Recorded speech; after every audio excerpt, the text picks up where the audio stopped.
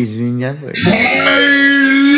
Байли бе, цял живот ли бе, се преструваш, че си добър ти ли бе?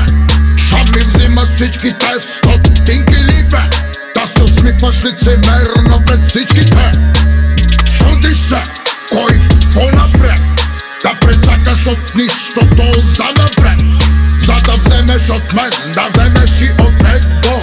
Само и само да ти мега густо. Бека си бе, как може бе?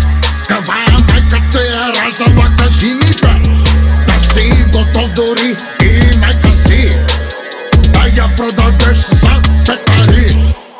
Анче, банче, лъскаво мерджанче, аз ще си купя от пенсионното ви фонче. Яко ще лобирам твито сте шматки, имам си схема, ще въздухам като палатки. Лесникът и задки, перфектни за измами, важното е някой сладко да намажи. Нямаш ли парички, ще мина по терлички, нощ ти забиеш и кървиш на стотинки.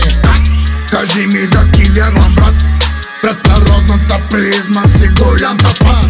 Ма си тръгнал да искаш народен глас, само че аз и той вече сме пас.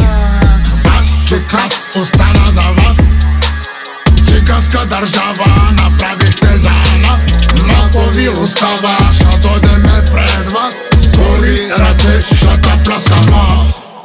Бонче, бонче, пак ще ви се спозна и ще ви взема последната стотинка. Пак ще лобирам, защото сте си шматки.